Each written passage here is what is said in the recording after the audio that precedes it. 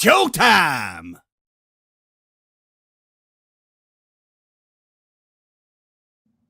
All right. God damn. So much going on. Can you hear me? Loud and clear, brother. Can you hear me? Yes. All right. Yeah. So much shit going on. Okay. All right. First things first. What's up with you, brother? What's good, my guy? How's it going, man? A lot of shit. I'm good. I'm good for the most part. I'm all right for the most part. Put it that way. Trust me, brother. I understand. This is what the Ooh, second to boy. last episode of the year, so might as well go out with a nice little crunch time. NXT more than likely, it just went out there, and I guess we got a lot to talk about from there, especially about what just happened and stuff like that.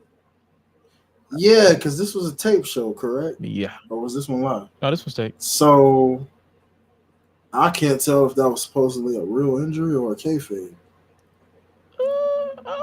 We'll definitely talk about it because I got that same question because I'm like, so because this nigga has hurt people for real. Yeah. So that's why I'm like, I mean, we ain't seen Biggie since this nigga. So I mean, that one I'm like, and it's like to choose him of all people to do an injury storyline with is definitely a choice.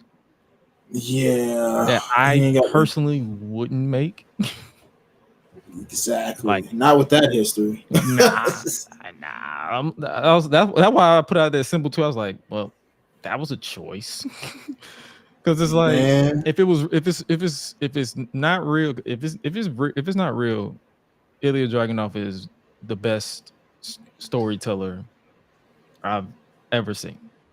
One of the best, next to Bryan Danielson. Mm-hmm. If it's not real, if it's not fake, and he's legit hurt, then why is this nigga still employed?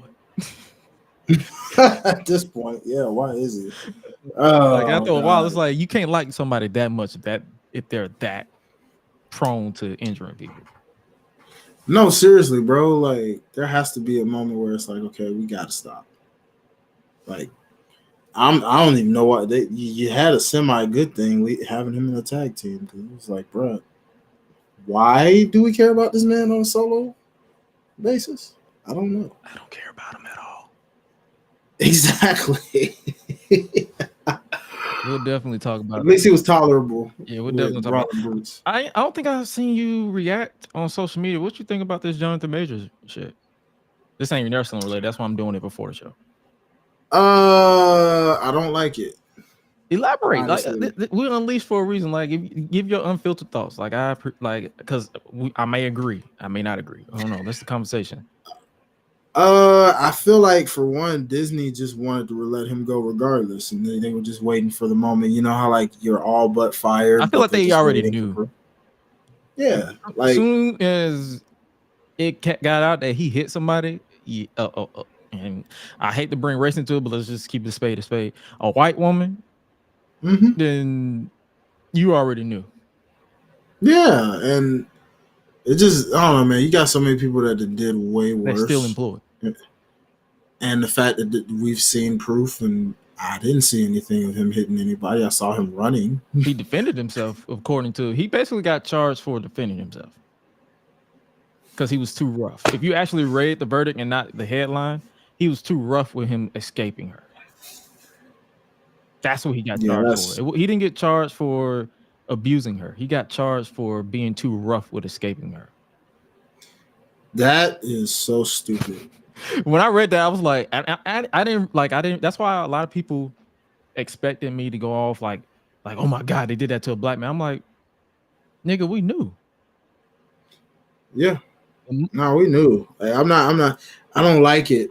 Just even with me knowing doesn't mean I like it. You know what I'm saying? Just because I don't like just because we knew it was going to happen don't mean we have to like it. Yeah, like I just don't like how many other chances other people get, despite, hell out. Ben Roethlisberger, bro, had like how many different charges, and y'all still let that fool play football. Deshaun Watson had to get suspended for like how many games? Damn near half a season, a whole season. So make any of that make sense. Like that's why I'm just like, bro, I hate that for him really. And Hell is hard. All right, I'm like, God damn, it wasn't even a whole day. They just said, yeah, he's gone. I'm like, what? yeah. Yeah, it's just like y'all really wanted to get rid of him to begin with. Y'all never wanted him. But now it's like they call him a pickle. It's like, do they move on from the Kane character, or do they try to recast? Like, because I'm not gonna lie to you. Like, I think I saw someone comment where they was like, the only reason why they made Kane the prominent figure of the MCU is because how Jonathan Majors acted in Loki. Figured. So Yeah. it's like, if it wasn't for his acting abilities in Loki, Kang would not have been the central character. I'm pretty sure they probably would have had Doom. Yeah, they should have had Doom or Galactus. I mean, this they need somebody because Kang ain't it, bro. Even with Jonathan Majors, Oh, you're acting not a ability, fan of the Kang character?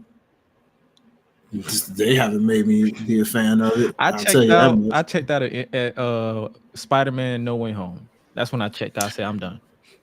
I have not seen a movie since. For me, I mean, I've was seen probably Ant-Man, but that was mid. yeah. I saw Ant-Man and I've seen them all really up until this point. And I mean, Wakanda Forever was probably the last one that had me invested. I saw that one too. I saw that, and I Yeah. enjoyed it because it was a tribute to Mhm. Chadwick. That's pretty much it. Yeah. But other than Yeah. that, I'm like, and the story itself was like, okay, it was Mhm. like, it wasn't as inspiring as it probably should have been. Mhm. So it's like, I'm sort of superheroed out still from all Marvel stuff. So it's like, with this Jonathan Majors, it's like, because it's interesting that a lot of people are mad that we're automatically like, yo, this man just got a charge for domestic violence, but you're worried about Kane. I'm like, no, I'm upset with what they do, but that's just the system. That's just the system we're Yeah. built to. And it's like, I don't want to be like, I'm done with the fake outrage. I'm sorry. Mhm. Because if you're so used to just everybody being mad on for likes and clicks and likes and shit, but then be Mhm. best friends with people who've done worse once Mhm. they're done with their little public outrage, I'm checked out of it. Yeah, man. It's I'm in my own lane, my boy. nah, yeah, dog. Cause yeah, it just wasn't it. And I mean, they need something to. Yeah, I just hate that for that brother, man. Cause his career was like right about the peak, and Oh it's yeah. just like great. You know what I mean? Like we already had enough obstacles against us as is, and now this. Oh yeah. I doubt Marvel's gonna ever put a black man as like the prominent ever again. I'll be surprised. Tell me about it. That's God. That's gonna suck. Like, and it's not even his fault. And it's just like, man. Honestly, it's not his fault, but it's also his fault at the same time, because it's like he should have took the plea deal Mm. and got it done quick, because a trial just made it bigger than it already is. So Mm. it's like, it's a double-edged sword. Like, how do I explain this without sound like a goof? I feel like both parties are goofy in this situation, but that's just Mm. Okay, that's fair. Yeah, that's fair. Both parties. Yeah, I just hate you can't cough on a woman, sneeze on a woman, defend yourself against a especially woman. the white woman. I mean, good lord, what can we do? We can't even stand still. It's like, god I'm dang. laughing to keep from crying. Like, this is a serious question, but it's just like, What can we what can do? we do? Like, We bro, black that's men in America. What can we do? I know what we're gonna do. We're gonna try to have a good time on today's episode. Might as well go ahead and cue the law again. I just had to get our thoughts on that, because it's just like, I wanted to just, like, there's nothing else we can do. yeah, Like, literally nothing, bro. Like yeah, we just gotta make it a happy note because that's a little borderline depressing as a man. Like, yeah, so it's just like, it is what they say. It is what it is. It is what it is. man, Cue the not it. intro, producer. Oh yeah. Ladies and gentlemen, stand to your feet and make noise for GRESH Unleashed! Let's go! When the club go around here, I'm the cactus. Bang, bang, gang, I don't owe you jack. When I'm in the ring, it's just me and my best friends. OC cutting no slack. Hollywood Miz, you can put me on the A-list. GRESH Unleashed, better put it on your playlist. Me and my fam be ballin' like the Bruce. Fight night, baby, hard hitting like Sheamus. Family first, yes, bloodline business. Winning all the gold, look at how they witness. I was taught to be the greatest. 1,000 days I'm running, check out the book of Guinness. Coolin' with the baddies in the baddie section. Guarantee you they ain't jaded. Yellow, you baby face, I ain't feeling your gimmick. The fans think it's overrated. Brock Lesnar on the beast. Eat, sleep, flex, and repeat. Whole new swag with a price on the tag. Coming live from the west to the east. Better recognize on the mouthpiece. See the power level gotta increase. Bringing content on a daily. Feeling like GRESH Unleashed. Greetings and salutations, ladies and gentlemen, boys and girls, non-binary pals, baby mamas, baby daddies, and everybody in between. Welcome back to the GRESH Unleashed podcast. This is episode 52 of this podcast. Joining you as always is the voice that does the most, the purveyor of mischief, GRESH. And joining me, as always, is none other than my main man, my right-hand man, my partner in crime, my best friend. He is none other than the voice of the GRESH Unleashed podcast, as well as representing the Life's Botch podcast, as well as OTS Media. He is none other than my main highlight reel. What's good with your pot? What's good? What's good, everybody? How's it going? We keeping it popping like some chicken grease. We in the building. You know what I'm saying? Hey, bro, what? I got it from Big Crit, dog. Yeah, blame Big Crit. Chicken grease? Yeah, keep it popping like some grease, baby. That's what you know what I'm saying. That's what we do. Keep it popping like some grease. All right. That sizzle. You know what I'm saying? Yeah. Man, we just going through the flow. Hey, y'all, let's get it. You know what I'm saying? But we're here, man. We're here. Phenomenal week in. Yes, sir. And all that good stuff. Christmas, holiday parties, and gatherings. Yes. And, a few days closer to my vacation. Getting the fuck up out of here. Hey, man, hop on that jet, that plane, just get out of here. That's why I'm getting all the content. That's why I've been scrambling all day, because I'm been getting all the content out of the way now. So because once Friday hit and I hit that plane, I'm not touching single content. I'm doing nothing. Not touching. If it didn't get done before Friday, then it's gonna get done after Friday. It's gonna get done on probably Tuesday or Wednesday when I get back. But nah. Your boy is out. It is too depressing here. Out. I guess we can go ahead and before we get into today's show, we might go ahead and give you guys a few rundowns. Like always, shout out to for those of you who support us over on Patreon, patreon.com/GRESH Digital. Appreciate y'all for real. Like y'all literally help with the bills here. But also we got I'm tongue tied. We lie, baby, but it is what it is. We got a few updates as always before we get into today's show. GRESH Unleashed News, our third annual end of the year awards will be going down next week on December 26th. It will be on the tape delay for those of you who don't know, because I won't be here. But it's still going down next week, nevertheless. For those who aren't aware or are new around here, the End of the Year Awards is a cross-podcasting show where we basically treat it like the Slammy Awards, where we create categories and award the winners.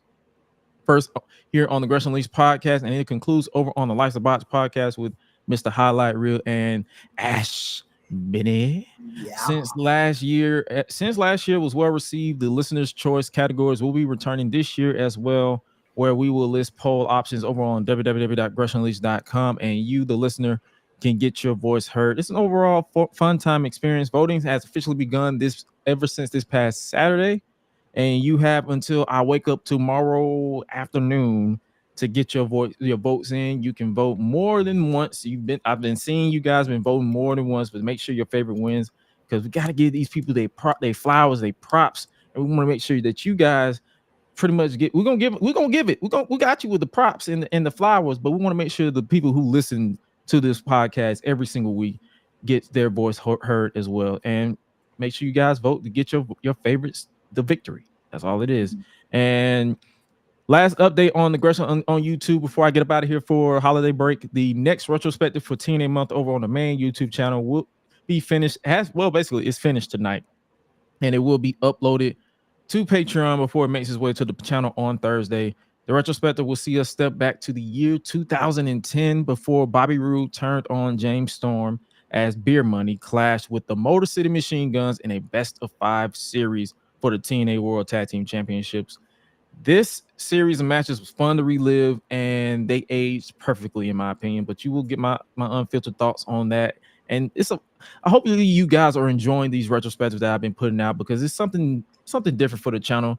The gaming content is not going away, but it's just something that I'm shifting my attention to and my focus to, mainly as I get older and as I mature more as a content creator. The gaming community, as far as like what I'm doing with the gaming, it's a little stagnant. I mentioned this in my Discord that I feel like I need to always up myself with challenges, and doing it in the gaming isn't really hitting it like it should. But you know what? That's the beauty behind me. I love a challenge. I love a good challenge. So hopefully you guys enjoy those retrospectives. Hopefully you guys enjoyed my Bobby Roode and AJ Styles that dropped last week. Been doing a lot of like tweaking. Like you can even see how I'm doing it, like with the intro, doing the custom music, messing around with Logic, and like doing all this stuff, doing the stripping of the vocals and remixing stuff like that. Like, and you never know. Like, I may end up getting someone to rap. Like, I'm basically treating the retrospectives and my channel as my baby. And my baby, shout out to y'all who helped me get to 8K subscribers over there. Like, would have been more if life and these hard drives didn't whoop my ass for this last couple of months. But yo, we are not focusing on the negatives. We are going to push for the positives on into the new year. So hopefully you guys tap into the retrospective that's going to drop. Beer Money versus Motor City Machine Guns Best of 5 series. Tap into youtube.com/@itsgresh. And it's Thursday, and then hopefully you guys enjoy that. So, compete football this week? I did and I didn't, but I did for the most part. Yes, I did get some football in. So yes, we can talk some football. Let's do it. All right, yo. So so we might as well go ahead and handle business accordingly. So, yeah, let's go ahead. All right, so my Dolphins defeated the Jets, literally 30-0. Why did y'all show up? I gotta ask, why y'all show up to work? Why y'all was there in physical, but y'all wasn't there in spirit, because y'all literally did not get one single score. I appreciate my team for the bounce back from last week, so I'm in a better mood when it comes to football. But them Cowboys, what the hell happened? What happened? What happened? What was that game? That's all I got. That's all I got. That's all I got. Okay.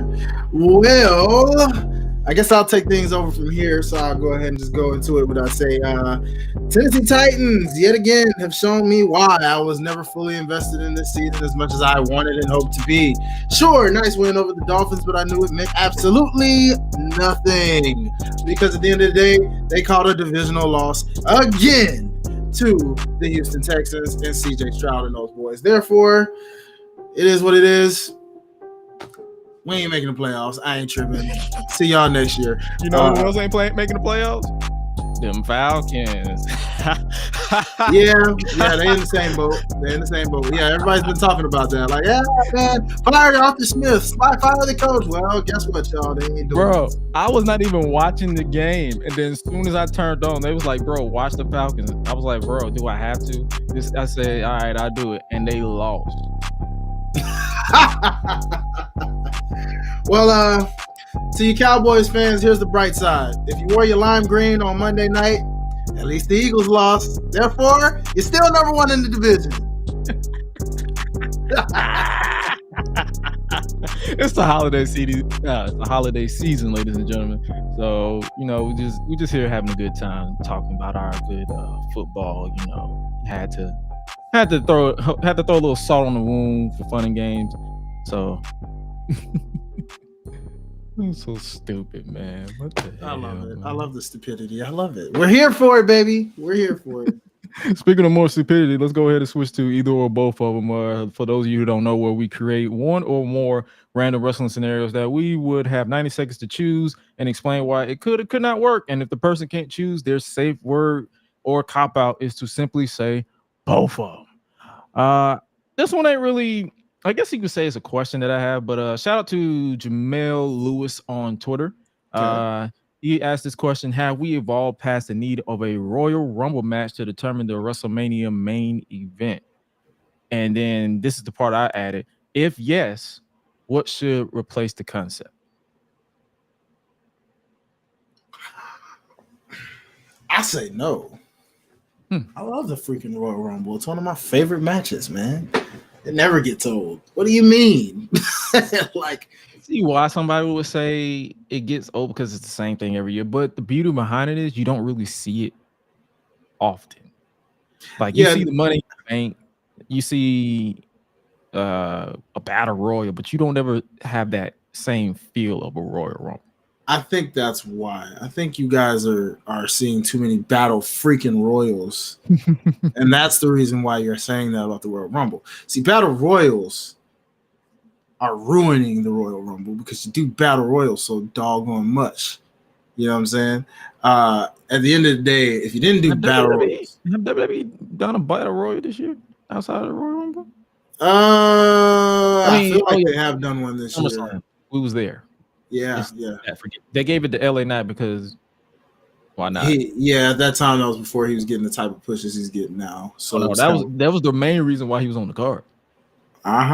Pretty much, yeah, because they knew it was a travesty not to have this man on the card, you know.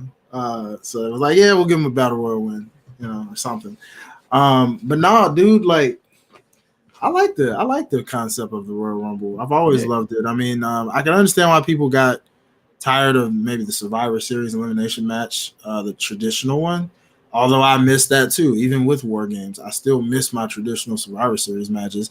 The Raw versus SmackDown thing, not so much, but in Triple H's era, he can make that more interesting again, in a sense. Now that GMs are back, it can kind of make a comeback in a more or less corny way of Team Blue versus, like, it can now be like how we've seen the GMs actually going at war with each other, like trying to get the top free agent signing, trying to get this and that.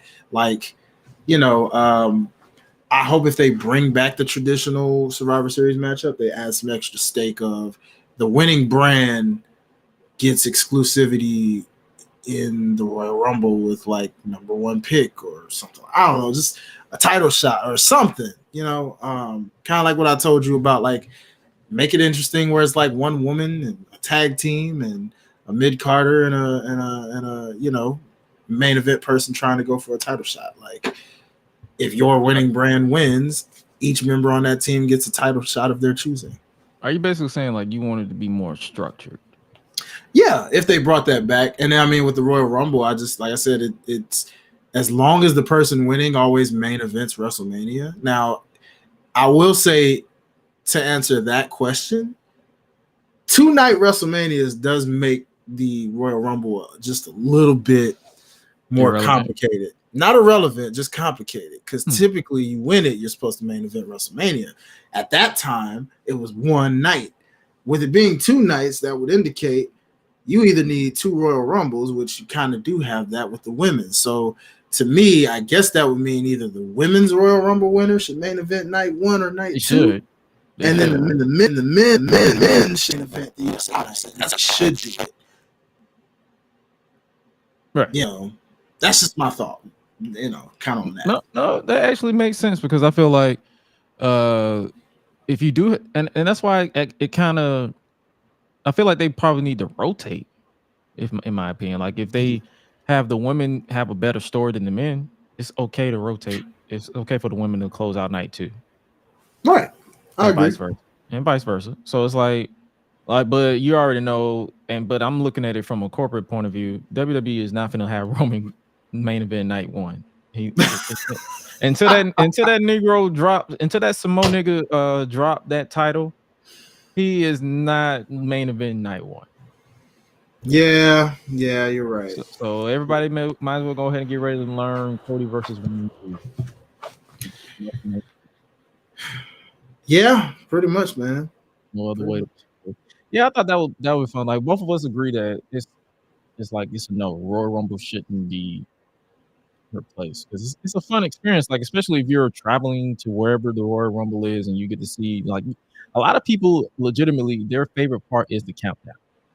Yeah, the countdown, and then also the surprise factor of just like you get those one night returns where you never know who could pop up in the Royal Rumble. It can be a legend, it can be a person you never thought would be back in WWE making a quick little appearance. I mean, there's a lot of factors. You know what I mean? Like you don't get that in any of the other big fours. You know what I mean? Survivor Series might give you a mystery partner like what we got with Randy Orton's return, sort of. But you're not going to get that with any of the other big fours. They're just going to be, you know, we know that SummerSlam is WrestleMania Junior and WrestleMania is WrestleMania. So you're going to get the ultimate spectacle, but you're not going to get like random surprise returns all night like you get with the Royal Rumble.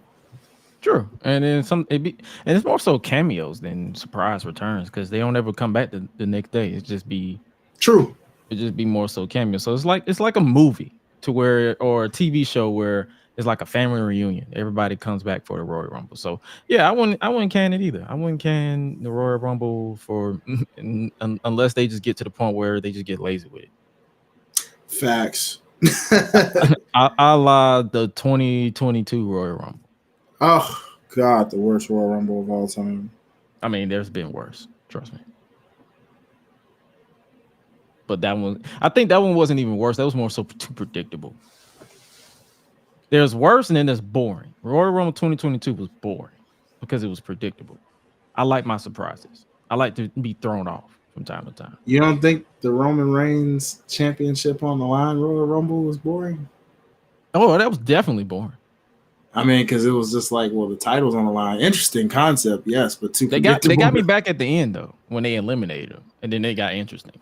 Yeah, it did. But it was just more of like, I mean, even though that is kind of a slept-on Rumble because we got AJ Styles debuting in that same one. Yeah, you know, so there were concepts to it that made it pretty cool, but it's just the fact of like, man, you're compromising the championship by putting it on the line because now we know whoever's the champion is the one that's typically supposed to win.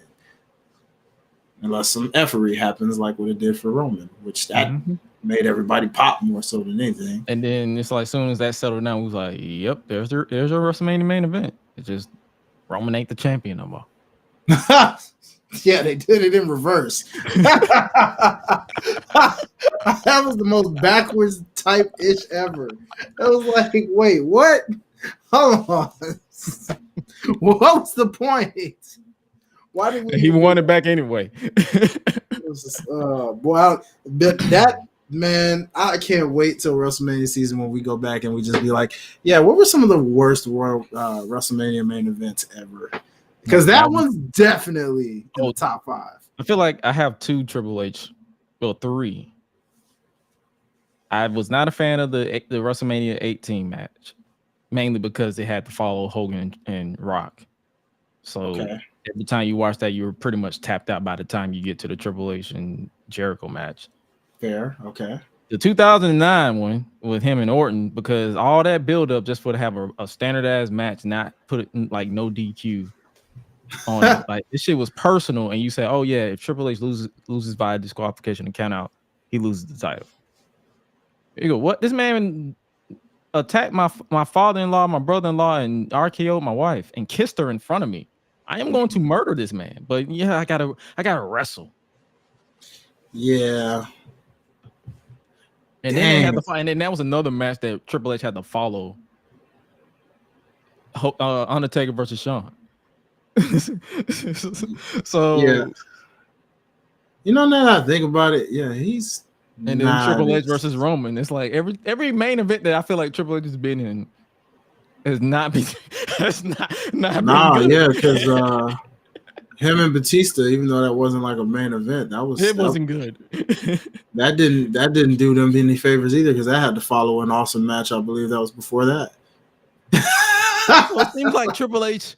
Every match that Triple H has to follow is always he always has to follow it, and it never Let's see. works. Him and Undertaker at WrestleMania 17 was decent. Well, yeah, because that was WrestleMania 17 was great. Yeah, WrestleMania 17 was great. So what him and Undertaker did was good. And him and Taker in 27. So it's a hit or miss with Triple H in at WrestleMania. Yeah, I see why people were always like, yeah, he was never the guy. He was just a guy people thought would be the guy or tried to make the guy, but he was a guy behind the scenes. Yeah, he never really was the guy. When you look at him, like they wanted him to be that so bad. Now I remember why I didn't like Triple H. It's like people always talk about Rock and Austin or Cena and Batista, but never Triple H, who was literally there the entire time. No, seriously, yeah. The only thing they talk about Triple H is negative, like in his reign of terror. Yep. And even those matches sucked. What's happening? Yeah, even those matches were Jesus. Yeah. But yeah, that's enough of the either or both of them. Yeah, Royal Rumble, it stays. But yeah, we'll definitely link and talk about Triple H or WrestleMania main event when it comes time to WrestleMania season. Yeah, so that's gonna be fun to do that one, because we need to revisit some of these WrestleManias that weren't great. Like, God, how did we survive that? That's why I be laughing when people be complaining about modern wrestling. It's like, my nigga, we had to sit through 2009 Raw. 2009, 2010 Raw. We had to sit through TNA in 2011. The beginning of 2011. The only saving grace was Bobby Roode being TNA World Heavyweight Champion, and even that wasn't even. And don't forget, yeah, like you said, 2008 Raw. Like a lot of those, any of that PG era Raw before Punk. Yeah, what was it, like 20? It was 12 on down. 2012 on it's down. Like as soon as Punk hit that pipe bomb, that's when wrestling got somewhat interesting again on the mainstream level. Yeah, exactly. Yeah, yeah, man, that's wild, bro. You know what I'm saying? I'm like, nah. So people who complain about today's wrestling sit through what we had to sit through and wondering how we survived.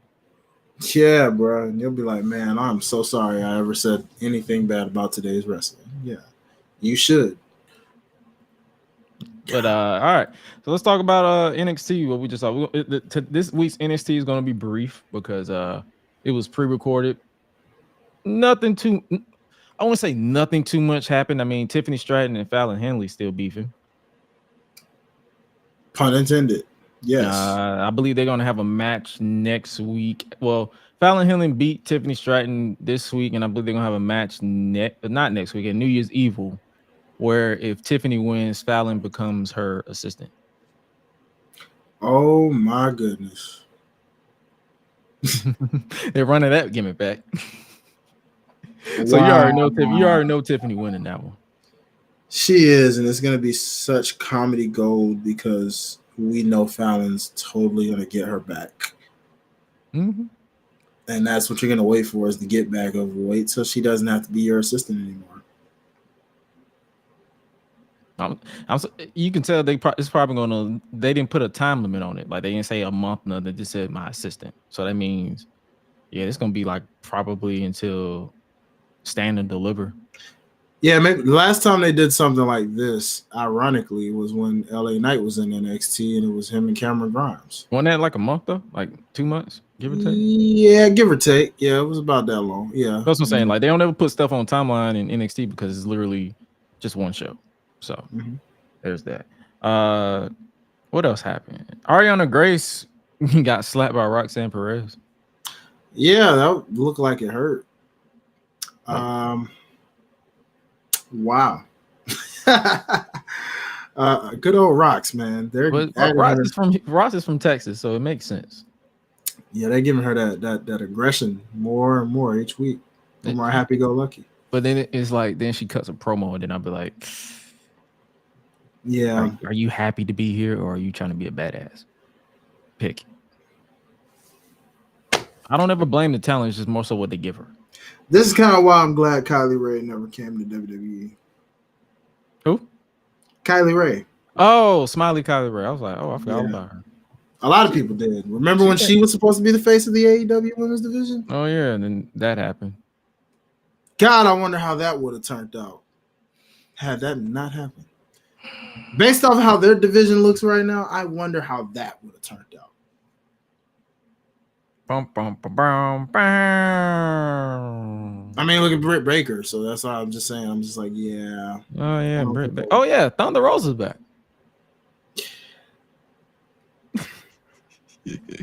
We'll talk about that when we get to the AEW part, because we're gonna definitely talk about it.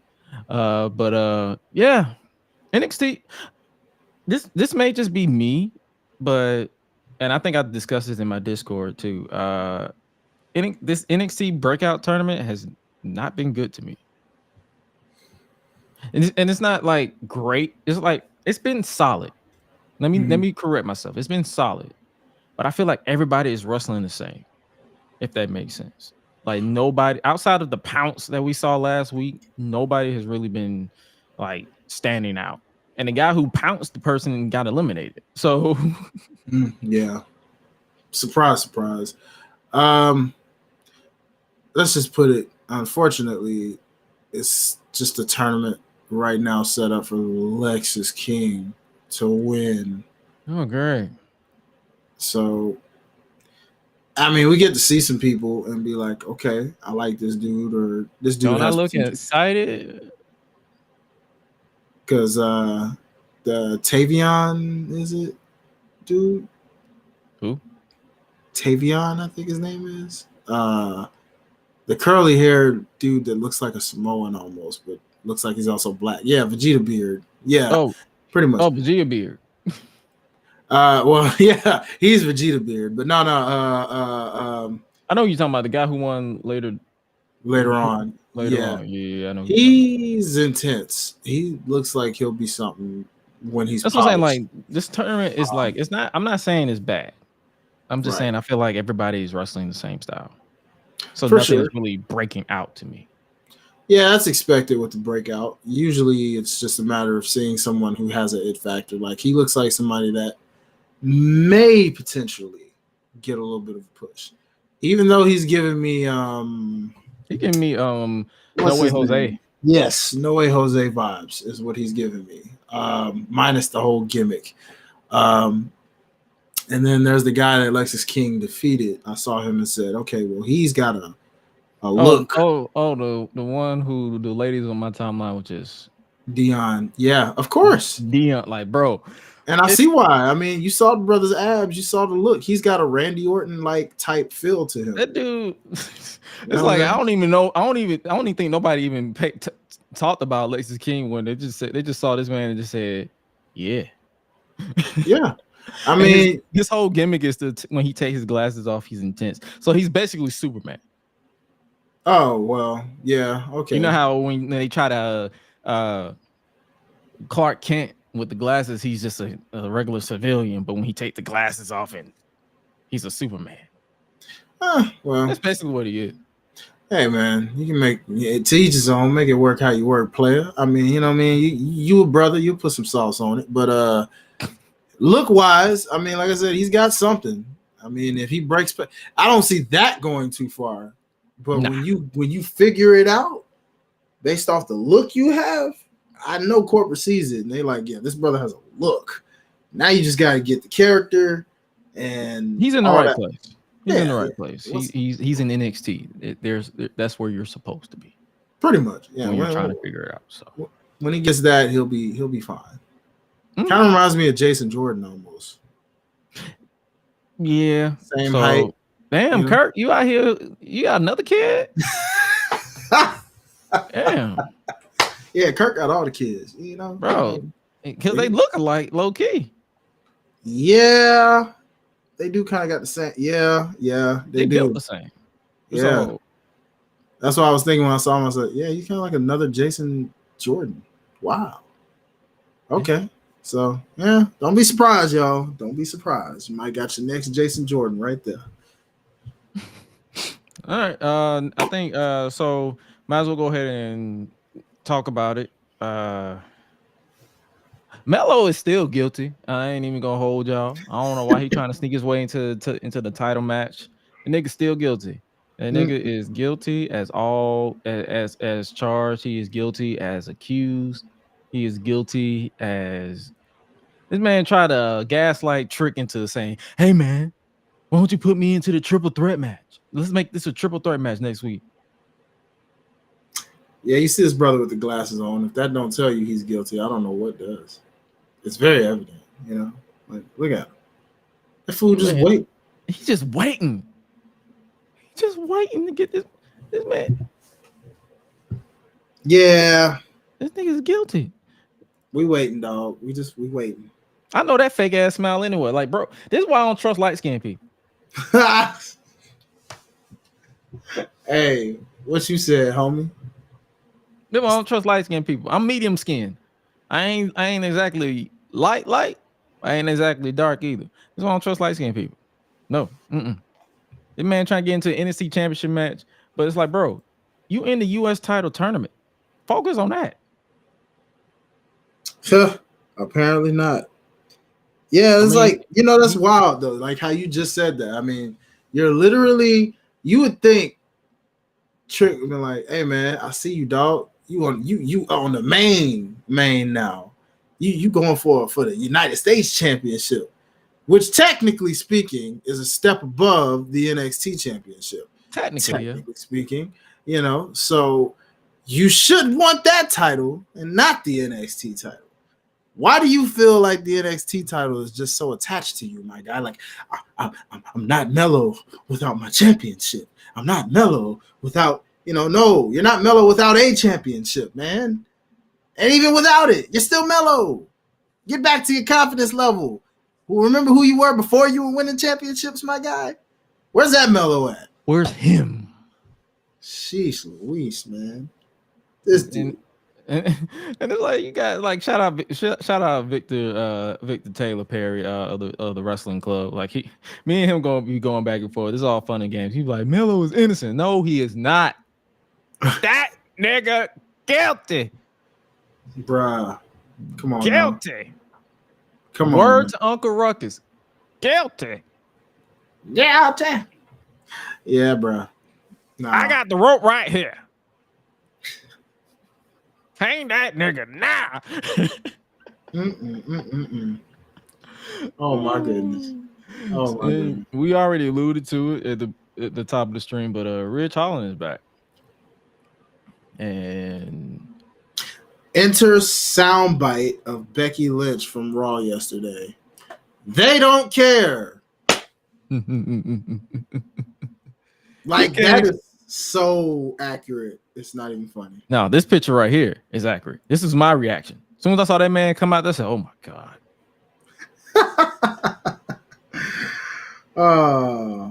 Why, people?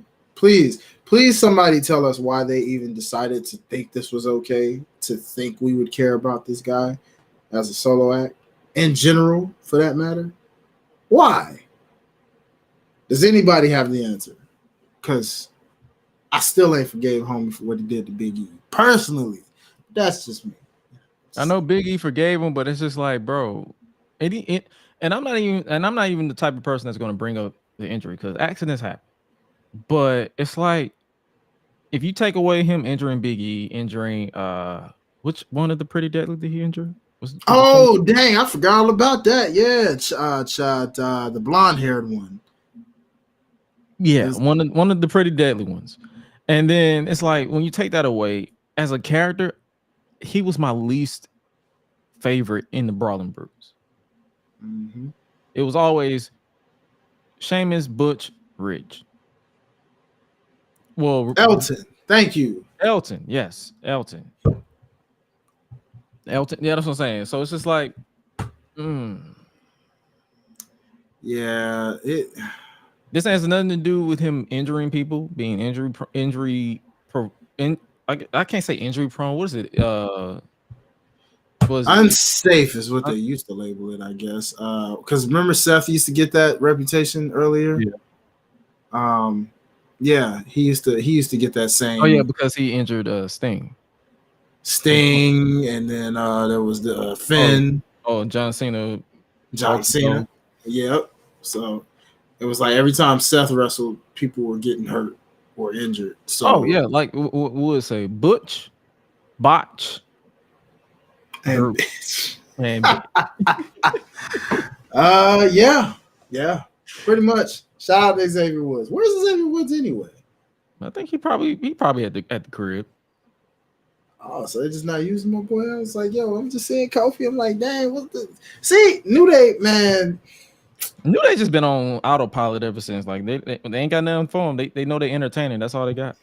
Yeah, bro. Like, God, man. Take me And back to I feel like 2014. the Biggie injury derailed the plans that they had for him. Pretty much. That's why. This is why I'm pissed at this dude right here. You see? Yeah, but Like, they obviously turned Ridge injuring people into a story because the main event, the match was actually good. I'm not even gonna lie. Ilya versus Ridge, but they did like I think like a DDT or some type of move where Ilya landed on his neck, and then this picture pretty much happened where he just started writhing in pain and couldn't feel his arm, and then Ridge. As soon as I saw them like selling Ridge in the corner, I knew it was work. I've been watching wrestling too long to know that it's work. But my only gripe is why him? Why are we choosing to turn this into a story where he's not safe?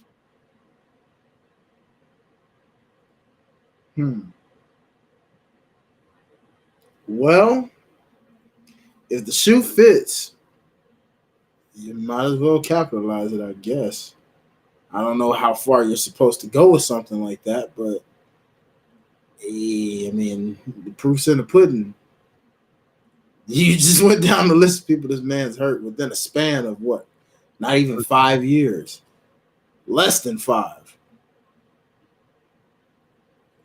Like, yeah, I mean, I guess you saying it's a work. I hope it's a work. No, because I feel like if it was an actual injury, they wouldn't have aired it.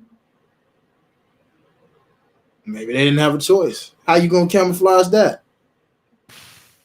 Think about it. Maybe they didn't have a choice but to air it. They probably just chose not to talk about it in the news sites.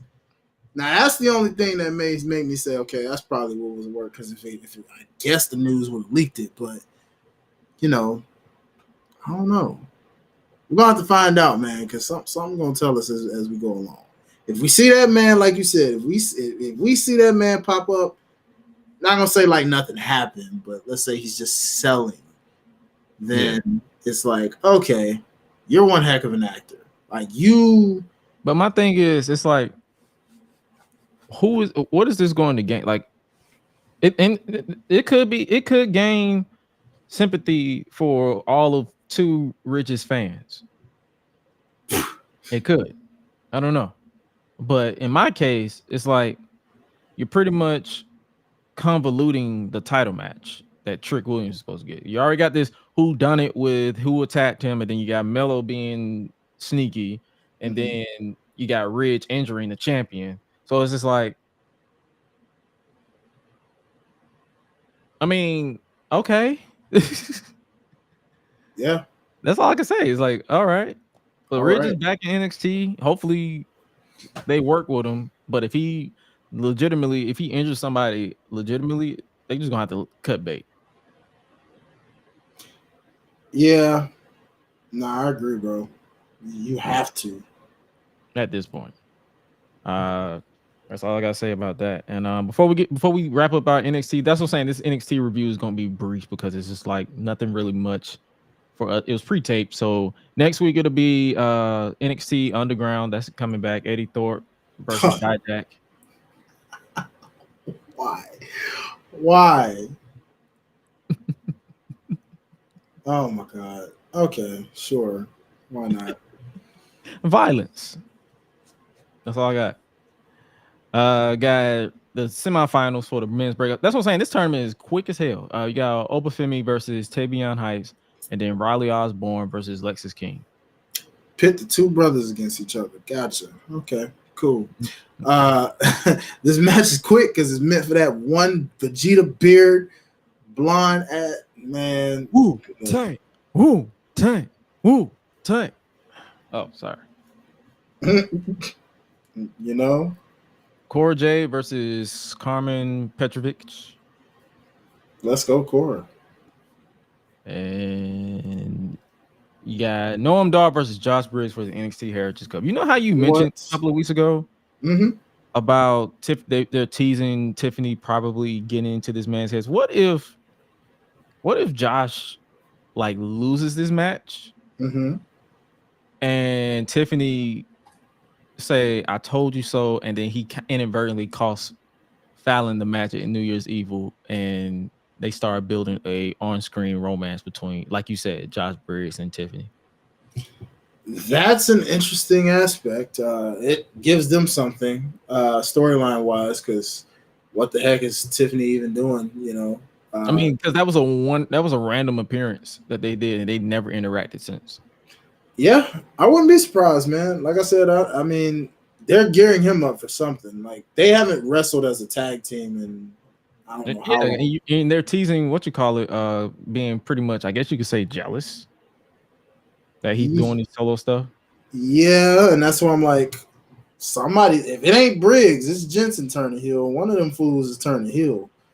I'm just waiting to see which one of them. And I thought it was more, Jensen. I mean Briggs. Honestly, he just gives the JBL modern day vibe. They've been hyping him up. They've been hyping him up as the next JBL with his clothesline. So yeah, he's an adopted version. I can see it working for him for sure. In his own way. So yeah. Okay. Well, that's NXT next week. We probably won't talk about it because it'll be end of the year award. So next week will not be a NXT review. I guess the next NXT review will be in the year 2024. Good old New Year's Evil. All right. Let's talk about Raw, I guess you could say. R-Truth continues his mess with the Judgment Day. I love my guy Truth. I watched that promo about I don't know how many different times, bro. Just laughing my butt off still. Like, you know who I was laughing at? JD McBig ass head. That's you. JD McBig ass head. That's who I was laughing at. I was laughing at that man. This man phone ringing. JD and his big. But I was laughing at this. I was laughing at this man. Oh, well, the way this man was dressed up. Did you see how this man was dressed up? Yeah, I did see it, and I was like, you told him that was a good idea. When you're in Judgment Day, you get this. I mean, maybe Finn, I guess. Remember how we got on Finn and what he was doing? I guess when you're the pupil of a guy like Finn, you get the idea that I'm going to dress like I'm Tupac Light. No, man. This man dressed like he belongs on a corner store. Not a corner store, dog. Oh, shoot. Come get your JD McDonough's now. We got them right here on the side. Ladies and gentlemen, step right up. Here's your JD McNuggets. JD McNuggets. Here you go. Buy two, get one free. Oh, man. Yeah. Homeboy must thought he was in the Nation of Domination in the modern day version. And I said, nah, player, that ain't you. Nah, that ain't it at all. I don't know what this is. Who this? Like, hey man, whose man's is this? This is Lord Farquaad from in another universe. Oh, ain't that the truth? JD Funko Pop Mick, don't Google me. Oh my goodness. Man, come on now. This I gotta give it to him. This is the best they've ever done with JD. I'll tell you that much. And let's give props to Truth, man. This man just came back from injury. Come on now. Talk That about man it. out here looking like he's still 25 at 51 years old. Come on, man. Come on. Man. This my NWA World Heavyweight Champion. I don't care. Come on now. Come Come on, on, man. bro. This man Come on. out here rocking the jorts like his childhood hero John Cena. You know, Come on. gotta do it for the GOAT one time. So You know. and then then he beat JD big ass head. You wanna know how he beat him? JD headbutted him and he fell on top of him. So JD's head came back to bite him. Pause.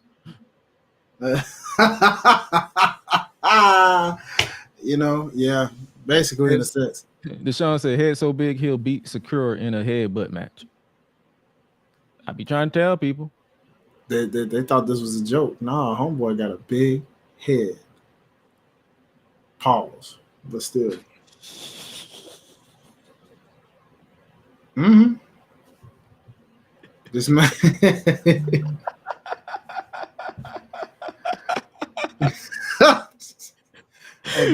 Big balls.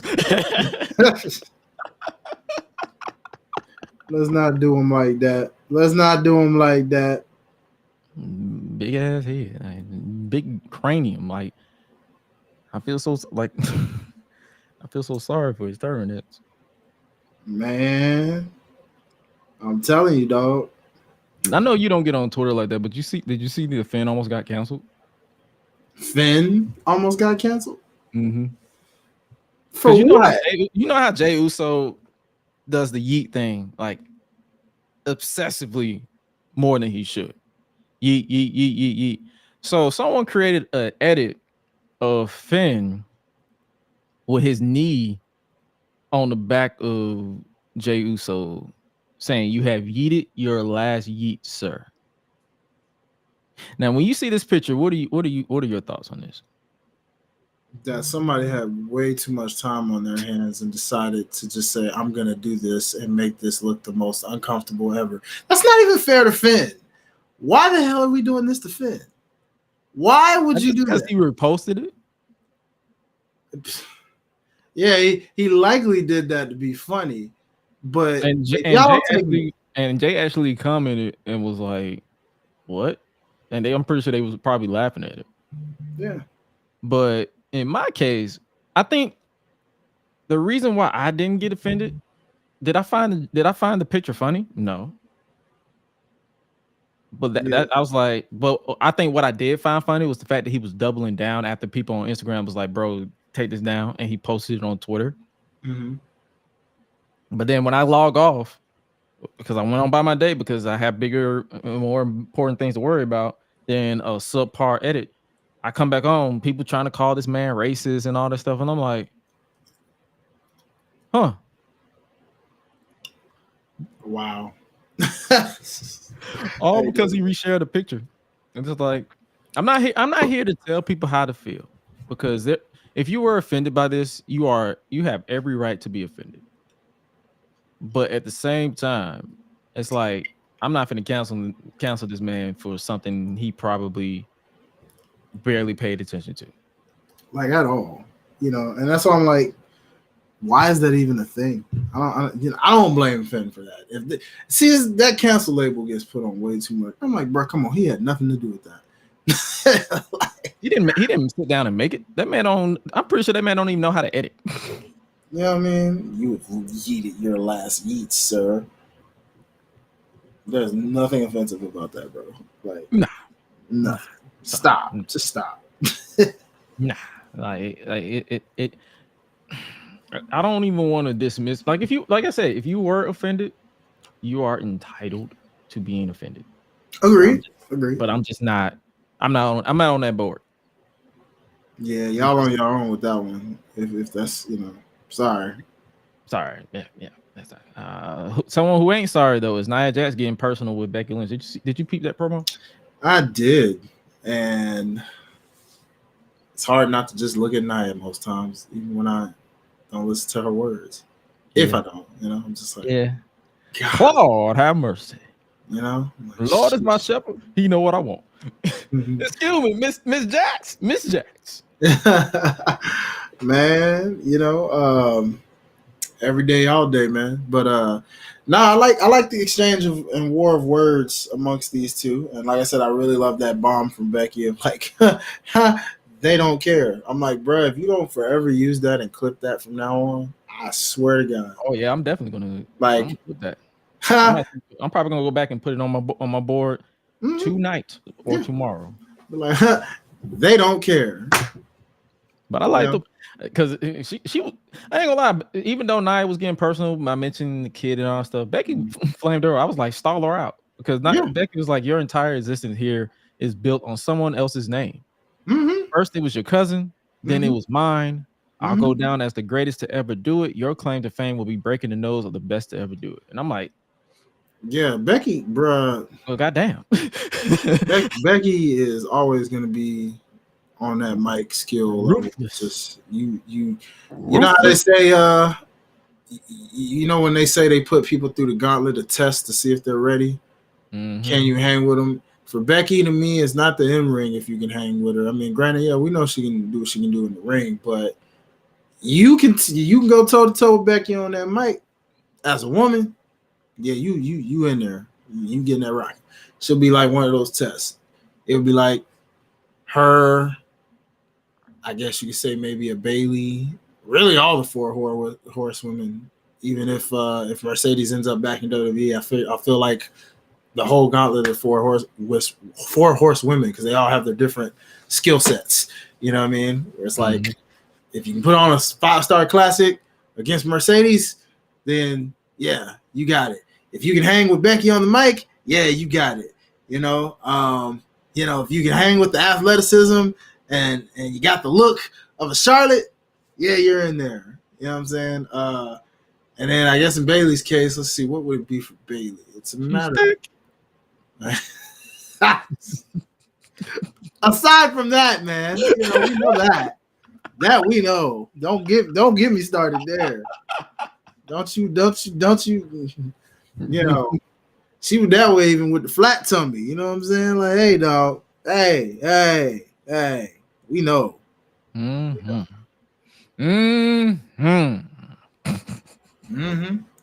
Yeah, man. Yeah. Nah, that's a good thought. She's definitely one of those ones you can put up there now of like, you don't want to mess with her on the mic, bro. You better be ready. You better come with them bars if you're gonna do it now. She on that John Cena the Rock territory now. Like, you do not want to. Don't do it. It will end your career. I'm about to say you mentioned the fours one. Speaking of Charlotte, she's out. Yeah. Out. Like first major injury in her entire career. I think she got the trifecta. Yeah. ACL, and meniscus. Yeah, I mean she can be out for a minute, boy. Like and they saying all the other injuries that they didn't even acknowledge. Yeah, and I can't say I'm surprised. When you go back and look at that entire match, she was just asking for a lot of that to happen. Starting with that doggone moonsault from the top rope, bro. Ironically, the moonsault wasn't what injured her. Oh, I know what injured her. I'm saying you still shouldn't have done that. The height of that. You're talking about being injured and then continuing with doing the moonsault that she didn't even get. Yeah, like all that did no favors to your knee. So by the time I saw her in that spot where she fell and literally it was like couldn't get up and had to do it, I was like, yeah, that's where that was at that point. And I hate to say this because he's one of my favorite players, but that was your Derrick Rose moment right there. The moment you tried to do that little turnbuckle spot you did in that corner and I saw you go down, I didn't bump the box top rope thing. Yeah, that was nasty and ugly, and I know people say it. Bruh, believe me, as someone that knows knee injuries, I've never had them, but I've known a lot of people with them. That usually you can walk away pretty fine with that. I'm looking at everything else she did, and I said that kip up, that moonsault off the top rope, figure eight. No, that was already hurt by that point. She barely. I'm saying the fact that she did all that after getting injured. Yeah, she didn't do no favors to do that after the fact. That just shows how tough she is. By that point, it was already done, so I ain't even counting that. I'm looking at everything else you did up to that point from that final turnbuckle spot where you couldn't get up. I said, you kind of low key did that to you because you are a tall woman, Charlotte. Every time you do that moonsault, you gotta understand. Yes, it's cool from an athleticism standpoint, but you are so tall that you 9 times out of 10 do that every time, and you land on your feet when you shouldn't be, because like, bro, you're taller than half the women you do that on. So you just asking for that thing to just cave in. It's a wonder it didn't do that sooner. To be completely honest, look at how long she's been doing that spot, bro. She's been doing that moonsault spot a long time. I think in her case, I feel like it's just she needs to. I feel like I can't really speak on her abilities because I'm not a wrestler. But at the same time, I feel like when she do come back, she's definitely gonna have to change a lot of stuff. Well, yeah. I mean, she gotta keep in mind that she is tall as shit. Yeah, you know, and you know, and going back to your point, and not us not being. Trust me, you ain't got to be a wrestler to. That's just basic basketball knowledge, bro. Yeah, oh yeah. Look at how many I play basketball, football, all that stuff. Yeah, look at how many of them easily. If they could go back to certain cuts or certain moments of what if they could rewind in their mind before that moment of getting hurt, like I shouldn't have planned it this way, or I shouldn't have. If I could rewind that, you know, because once that's torn, and it's like you're not. All due respect, Charlotte, you're not exactly a young woman anymore. So the thing about it is, as you come back, yeah, you'll still be able to do some spectacular stuff. That you know, you're a phenomenal. She won't do it as much. Exactly. Like, look at Bayley. You don't see Bayley do as much as she probably did before her knee injury. Oh yeah, I can tell you that. So at the end of the day, let's kind of face it now. I mean, all four of them are not spring chickens anymore. We love them to death, but all four of them 4 horsewomen ain't spring chickens no more, bro. Like, at least Becky kind of understood it by losing weight over the years. And she was dedicated to look her best self, because I remember before she had a baby, she was pretty much self-conscious of her appearance. But then when she had a baby and she had that new mom confidence, she came back looking, in my opinion, better than she was before. And she was already a gorgeous woman. Of course. So she came back looking more gorgeous. I'm like, how the fuck is that possible? Yeah. And that's why I'm like, you know, because you know, you look at Mercedes, been out the majority of the year. Like, even though we have her in some categories, I mean, you almost because she was here for 6 months of the year. That knee injury just fucked her up. Yeah, and it's like, the ankle injury. Was it ankle? Ankle. Yeah, it was an ankle. But still, even then, I mean, out of all of them, she's the one that's dealt with the most injuries, per se. Which is expected because she did go to the Japan style where they feel like everybody is getting injured. So if you follow Stardom, it's like every time I look at my timeline, if you look at follow Stardom stories, someone's injured, and I'm like, well, goddamn. Oh yeah. Yeah, and like I said, I mean, we saw what happened with Bayley. It was very tragic and unexpected, but when it happened, like you said, you haven't seen Bayley still put on some bangers since being hurt. Yeah, for sure. But you can tell that a lot of what she did when she was like early mid-20s Bayley to this version of Bayley, and 2 different Baileys. You know what I'm saying? Like a lot more psychological now than she was. And it's easier because she's a heel now. So, for sure. If she was the baby face, it would have been different. But seen as the heel's pretty much philosophy is to be psychological and slow. Well, we're gonna see, because she's heading right back to that babyface category in a second. So hopefully they don't go do a full 180. Like, I don't want to see the hugger back. I want to see a more mature Bayley. Yeah, I'm about to say you're never gonna get that Bayley back. You're only gonna get that Bayley if it's like a John Cena situation, or a John Cena situation where he came out at one WrestleMania that one time as Dr. Thugonomics, and I was like, yep, that's it. That's all you're getting. You know. But yeah, so all we could do is just wish Charlotte a speedy recovery. For sure. And hopefully 9 months to a year. Hopefully when she come back, she's bigger, badder, better. As Seth Rollins said when he went down, redesign, rebuild, reclaim. So, Yeah, he's another one. Yeah, you're right. oh yeah, his entire style changed because of a similar injury that he got because of that. Yeah, I can only I mean, like I said, hopefully, as we said, not only just prayers and stuff, but it's a blessing in disguise, but it also sucks. It sucks because now we won't get that. I guess we were gonna get Charlotte and Bianca. That's just an assumption. I feel like that was more of a fan assumption that that's where they were going, even though I didn't really see them build to that. Yeah, Not even tease. So I'm just like, huh? Yeah, I couldn't tell. Yeah, the way they were on babyface track, it was like I don't think by now we would have known if that's where they were gonna go. I guess we won't know now. Right. But the blessing in disguise is next woman up, man. You're in a deep division for one on SmackDown. But next woman up now. This is an opportunity for someone else to step up. It's up to the company too to put somebody in that position. Mm-hmm. Those are massive shoes to fill. Like I know people aren't really fans of Charlotte. Some people detest her always being in the top picture, but you have to look at it from a company's point of view. Now they have the opportunity to give somebody that spotlight. Mm-hmm. So let's hope it's actually pretty fun because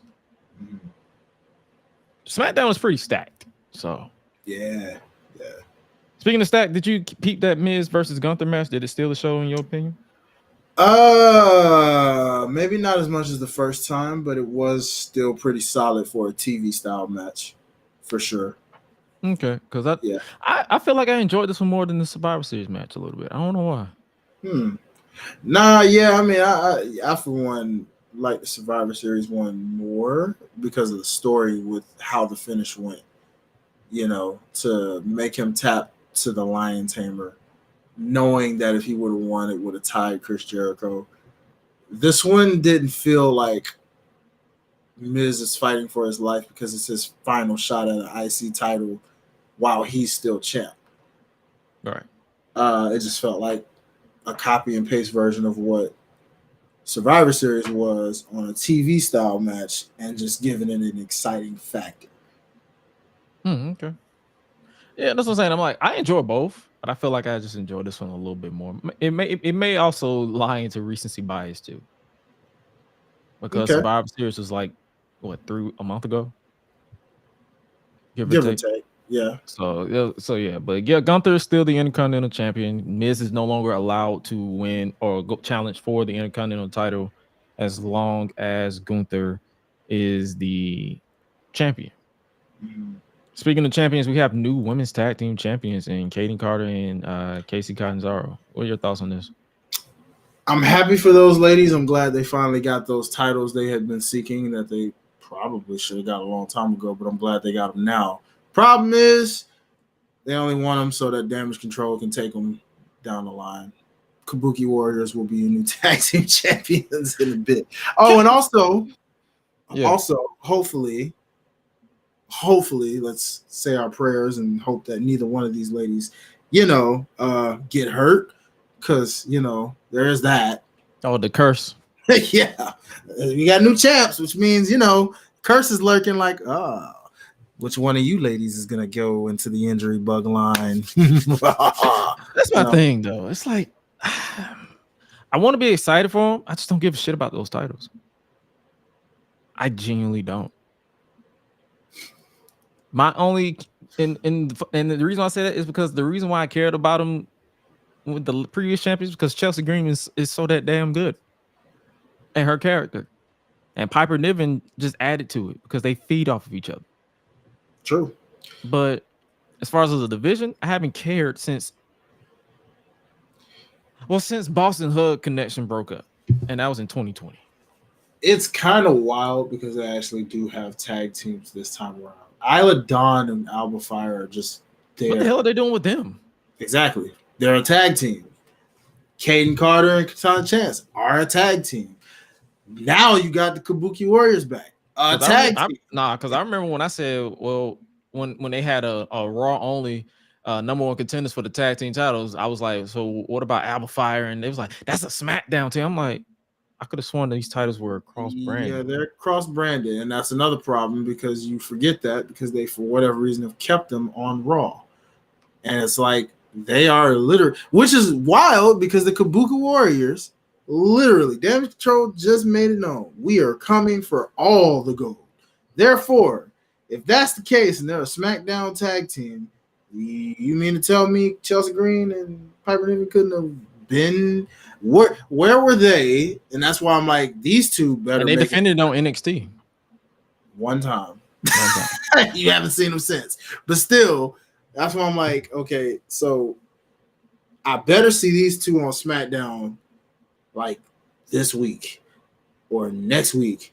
Well, maybe not next week because it's a holiday week. So I guess next live SmackDown, I better see these two. New Year's Revolution. I don't care. Just show up. I'm talking about that's. I think that's because remember, because Raw in 2 weeks is gonna be day one. They're bringing that back for Raw, and then it's gonna be SmackDown New Year's Resolution. Okay.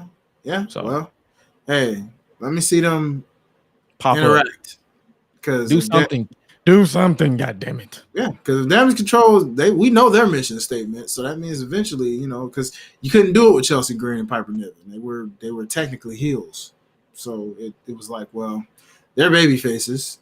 You ain't featured them enough for them to be over with the crowd like they were in NXT, but it got a nice little pop. So I guess most people that popped know about these ladies and follow them. So we'll see. At the end of the day, I feel sorry for them though, because once they face the Kabuki Warriors, it's a wrap. They are not getting cheered. It will be completely. It depends. It depends. On what? The crowd, because some of these crowds are not, they hit or miss with these crowds lately. Like when it comes to the women, as of late, some crowds cheer, go crazy for who they want, and some of them just do not care. So it depends on where they have this match. Well, true. One would think maybe Elimination Chamber, since that's a foreign crowd. Yeah, because Asuka is going to get cheers no matter what crowd it is. Oh yeah, it does not matter. It does not matter. Now, Kyrie, I can give you that one because not everybody. She's not everybody's cup of tea per se. We saw how that re-debut went, and it fell kind of flat. So a few people cheered like way in the back, like way what, not in the front row, but way back there. In the back, yeah, like way back there. Kind of like my guy. What's good? You know what I'm saying? We, welcome to the chat. Welcome to the chat. Yeah. So I can give you that with Kyrie for sure. And those two, but Asuka will get her cheers, and for that alone, with being with Kyrie, it elevates Kyrie. But yeah, man, I guess Elimination Chamber with a foreign crowd would be the place to do it. Okay. We'll see. We'll see. What you say? Now talk about. We'll definitely talk about that. Trust me. Next up, you know how we've been talking about Drew McIntyre. How the hell am I supposed to root against this man after that promo?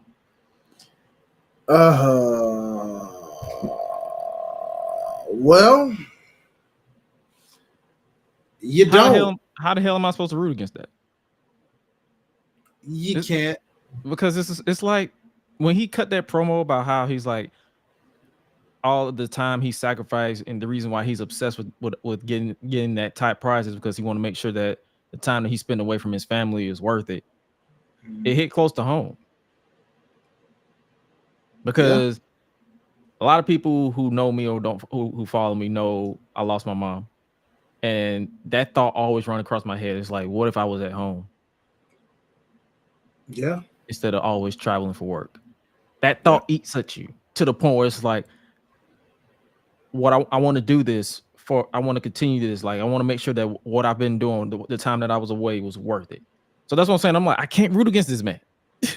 No, that's fair. And honestly, there's probably some of the real Drew coming out of that one, not even just character. Because, given his contract situation and frustrations that were made apparent while he was on hiatus as long as he was, it does make sense to not root against him. But the sad part is, let's just call it what it is. I feel bad for anybody with that title because you're clearly a number 2. And at this point, you're not even a number 2. You're probably a number 3 because Gunther's a number 2. How is the mid-card title more important than that title? Don't ask. Just saying. Is what it is.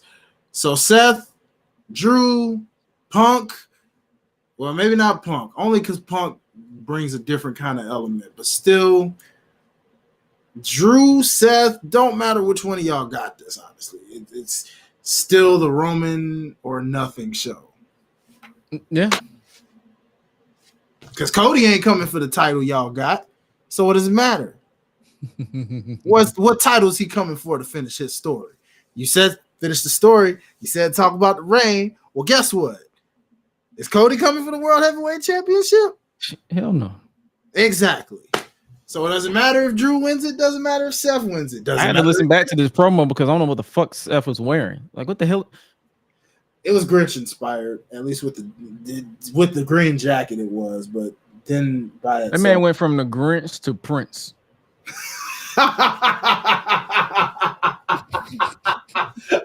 Bars. I'm like, what is happening here? Yo, what the freak? Oh, my nigga said he went from the Grinch to Prince. I didn't know that was the rhyme I ever needed, bro. Yo, what the freak? Oh shoot! Oh man! Wow, bro. Yeah, that's I was distracted by that man's blouse the entire time. I'm like, what is happening? I didn't hear a word. I had to rewatch the Drew promo for this show because I was like, what was this man wearing? Yeah. What is happening? Like, Seth, you are getting too out of control to where I can't even take you serious in serious promo. Like, you can't wear this and cut serious promos. I'm sorry. That's a stylist for you. I mean, you know, his stylist picks it and he approves it. So, yeah, take that to the stylist, I guess. You know what I mean? Like, hey, dog, you sure you want him to go on this? You positive?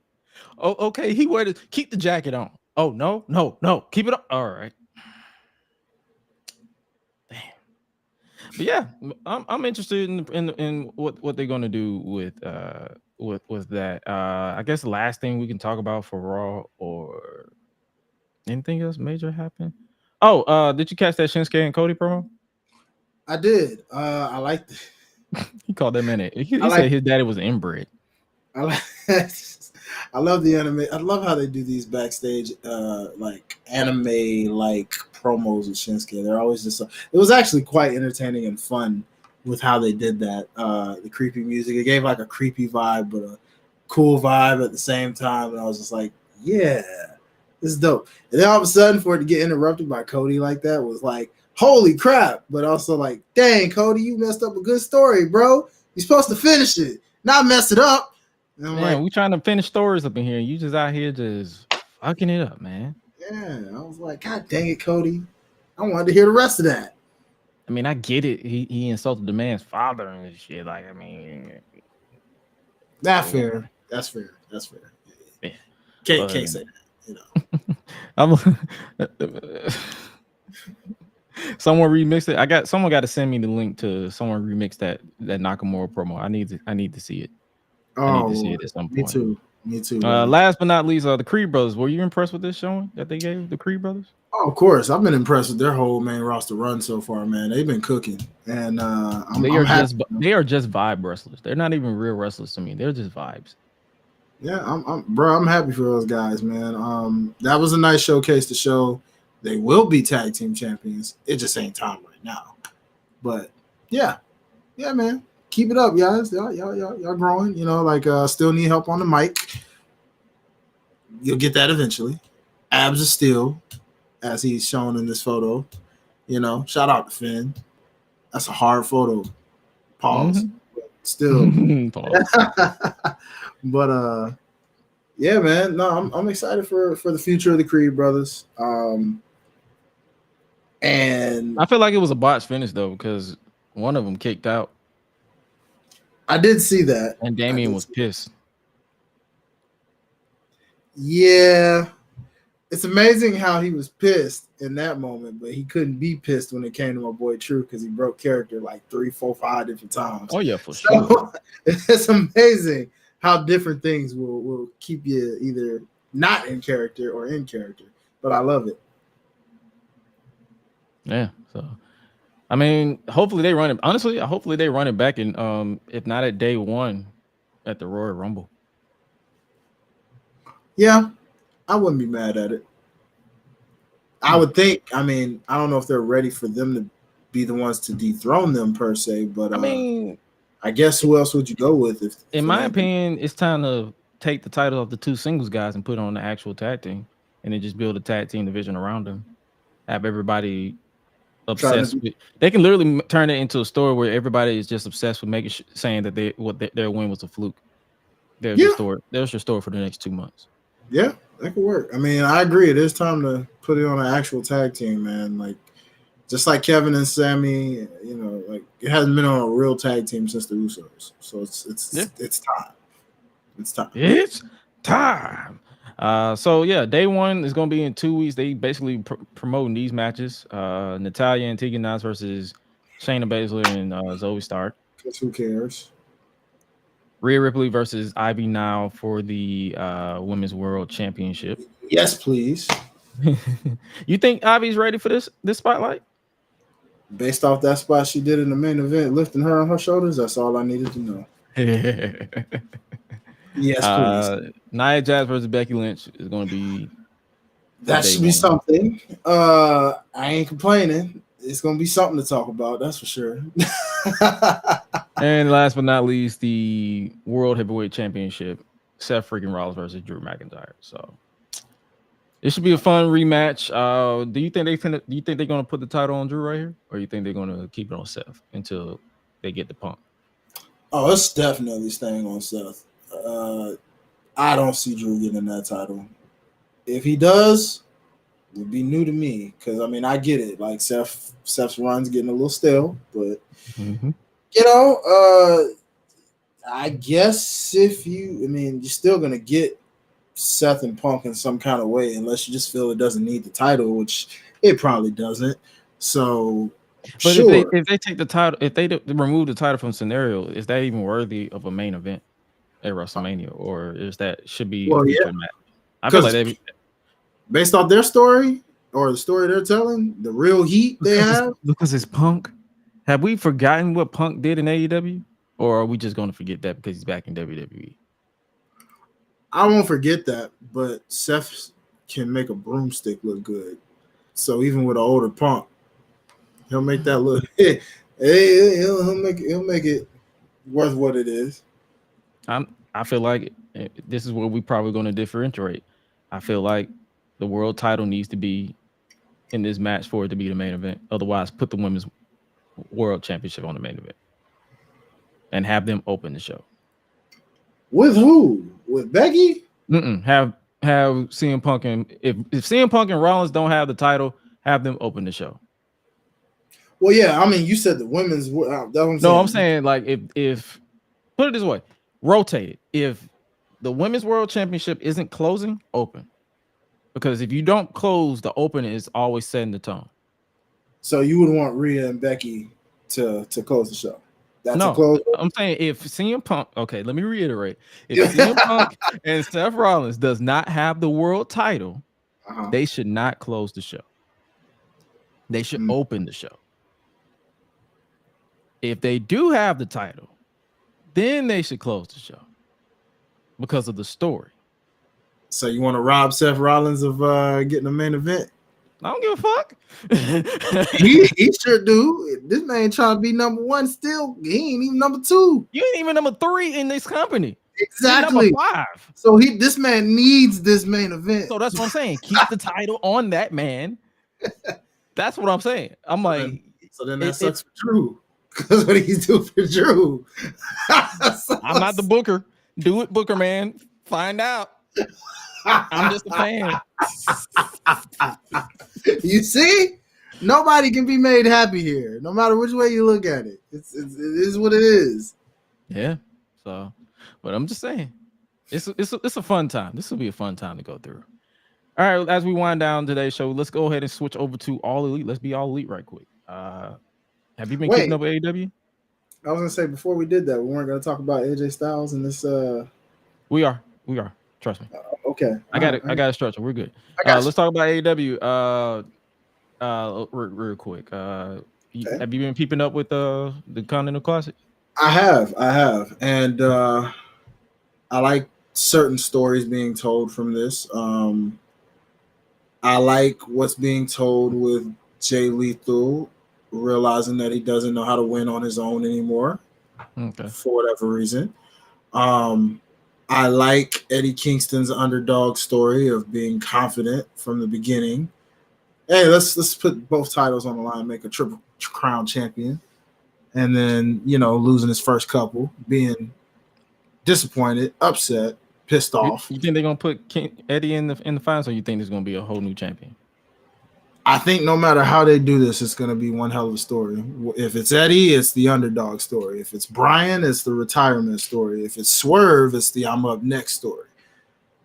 No matter which way you look at it, Mox is Mox. I don't know what story you would really tell with that one per se. I guess Mox is Mox. Yeah, Mox is Mox. So I guess really it's between those three to me. Brian. Granted, of the three, I'd rather it be Swerve or Eddie more so than Brian. Brian doesn't need a freaking title. And why does everybody think this man made his mission statement really clear from the time he got to AEW, people? He said, I just want to kick people in the face. He has done that multiple times. And he said he's winding down. He's literally it's probably gonna be his last full-time year. Yeah, so 2024 is probably going to be it. Yeah, people are like, "Oh man, let him win the Triple Crown championship." Let it be a thing. No, he doesn't need it. For what? They could put him on it. It's Tony Khan we're talking about. This man has done everything in the book to make you roll your eyes, for the most part. So if he does, bro, I ain't gonna lie to you. I'm not mad at it. I'm just like, cool, but he doesn't need it because bro, this man is super accomplished between his Ring of Honor and WWE career alone. Like, all due respect to All Elite, he don't need to win any of y'all titles to prove a point. If that was the case, you could have had him beat Hangman way back when they wrestled, or have him beat MJF at early this year in the Iron Man match. Exactly. If that was the case, that's two different people he could have beaten for the championship and been champion, point blank. Mm-hmm. Yeah, I'm intrigued with what they're gonna do. Like this, the Continental Classic has been the high points of the shows. They're hit or miss with their sports entertainment part, though. I would say, which league have you been more of a fan of, blue or gold? I would have to say Swerve's league. So that's gold, right? Yeah, he's on the gold side. Yeah, I've been more of a fan of that one because of that. But as far as like heaters, like real heaters, I say the blue league has been cooking. Like Andrade and Brody King are immediate standouts. Yeah, I was gonna say I'm more of a fan of the blue league, not even just from them two, but like I said, Eddie Kingston's and Brian's story. It's so much with Daniel Garcia. Yeah, even that. You know what I'm saying? The am I still dancing? I got to freestyle to that theme before he gets rid of it. That's what it's like. That's what looks like it's slowly about to happen soon. If the dancing gimmick's coming to an end, because I ain't gonna lie, that just kind of that theme slapped. You said let's go back to Jay Lethal. What else is there to talk about? This man is mathematically eliminated. They've basically been. The story is he can't win on his own. Mm-hmm. That's what they're telling. Trying to get back to that point. So maybe if he's invited back for next year's, by that point he'll shrug off this Jeff Jarrett thing and just do his own thing. Yeah, and go back to the former Ring of Honor World Heavyweight Champion, former Ring of Honor Television Champion that he once was. So agreed. We'll see. That's why I always laugh. I scoff at people. What was it? Scoff? Like I scoff at people who basically be like, the Continental Classic don't have a story. Like, bro, just say you don't pay attention. Every match has a story. Yeah, every match definitely. I mean, even Andrade. It's funny they said Andrade is the his story right now is that he's the athlete that's on a contract year, just trying out and auditioning for his next contract so he can get that big money contract. You feel me? He's in a contract season, baby. I'm at that point now. If Andrade or Malachi want to go back to WWE, let them. At this point, let them. Like, if you want to go back, go. Do what you do. You boo boo. Do you? Mm-hmm. Hey, I'm not mad. Yeah, the Continental Class has been fun. Tomorrow, Dynamite, you gonna see Jay Lethal versus Mark Briscoe, John Moxley versus Jay White, Swerve Strickland versus Roos. Mox is the current lead in the Gold Rush, but he's gonna be cooking. He's gonna be looking to become the undisputed leads because the finals are right around the corner. I believe next week, not this coming week, but the week after is literally World's End. So it's crunch time. It's legitimately crunch time for everybody here. Also, we got Saraya versus Riho for some reason. Or the winner faces Tony Storm at World's End. Just say it's real. But I get it. They're trying to earn it. So sure, why not? Why not? And Mark Briscoe still needs to go with the flow since he's still kind of new. That's what I'm saying. If people peep that final battle post medium scrum, that's basically what Mark Briscoe's been saying. He's like he's learning. So that's the story they're telling with Mark Briscoe. It's like he's still learning to be a singles guy because he's so used to being a tag team wrestler. So he unfortunately has to adapt under worse circumstances to being a singles guy. So there's that. We'll also hear from MJF and Samoa Joe. Is this Devil story interesting to you? Because I'm semi checked out. If what's in my head is there, then yes, it's interesting. But if it's not anything that my mind is thinking, then no, it's not. That's about as close to giving an opinion on it as I can give at the moment. I'll put it that way. Yeah, that makes sense. So yeah, Dynamite is going to be cooking. Oh, and we also mentioned earlier, Thunder Rosa's back. So Sky Blue's finally aligned with Julia Hart after getting squirted in her face. Pause.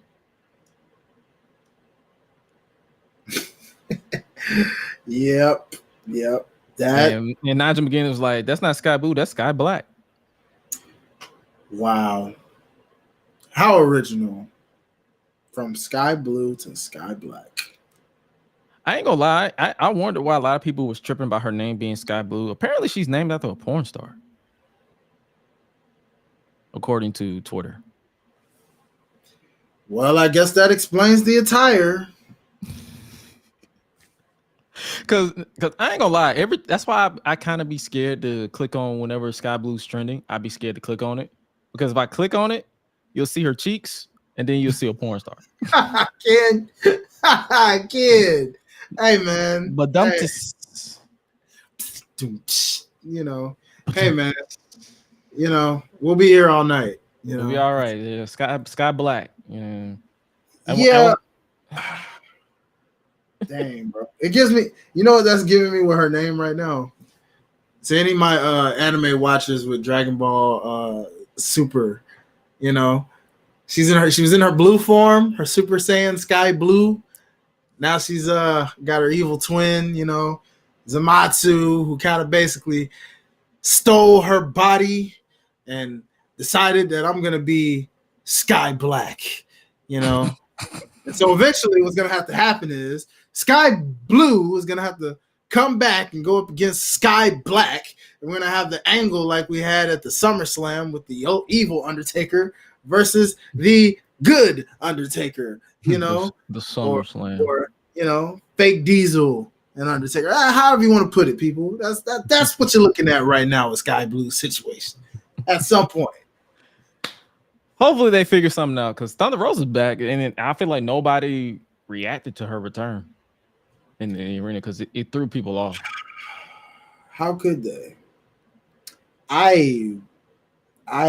Man, look. Yep, same case. What's in my head? I'm gonna reserve judgment on that, but I will leave it at this. Could you come back any more flat than that? I will tell you guys the rest. Make sure you keep it locked with your boy at Highlight Life. Okay, I'm gonna make a video on that real soon. Life's a Botch podcast. No, but could you come back any more flat than that return? Because that will show like a, Who that? No, like you were in commentary. They show you, and then later in the show, no build up, no hype. You just ran out like a fan, and you there, and I'm like, there. Huh? And then you're in the match next week. Yeah, she got blonde hair now. She ain't had blonde hair when she was crying about her back hurting. So, yeah. Well, you know that also does it too. Like people, it's like that's the thing. People, I don't gatekeep color hair, but it's like it's so many blondes in wrestling right now. You coming back blonde did not do you any favors because we have a million blondes in the industry.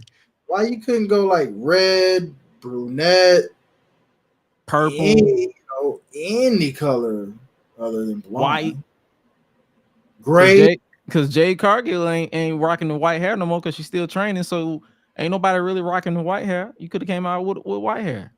The storm is coming in miniature size, but you could it. That's what I'm saying. Like, it did come off flat. I was just like, oh, and then you sided with Abaddon. Of all, could you be more hit random? This is literally that. You know what I'm talking about. This is literally that SmackDown versus Raw where you hit random and it's gonna select who the heck you gonna play, and you like, okay, Mark Jindrak. Really? You're like, Sean Stasiak? Meat? You mean Nunzio? Huh? Viscera? What? Why? I'm supposed to make this work? Okay. Jinder Mahal 3MB version? Okay. Huh. Oh, okay. You want me to go with Chavo Guerrero? Okay. That's how random this shit is. That don't even look right. It's just a bunch of face painted people. And Julia. Wait. Let's talk about the fact this don't even do Julia any favors, dog. Y'all gonna mess up this girl's stock if you're doing this random crap. I get what you're doing, trying to, I guess make her stable here. Now, I'm assuming this means that whatever you did with Sky Blue finally told its story. So what's up with Willow? Is Willow just completely shook you off? Yeah. Her in canon, her positivity was so infectious that it fought the darkness, and she moved on to being Chris Statlander's partner. Well, there you go, people. No more story on that one. I just summarized the story just like that, like because they just pretty much moved on from that.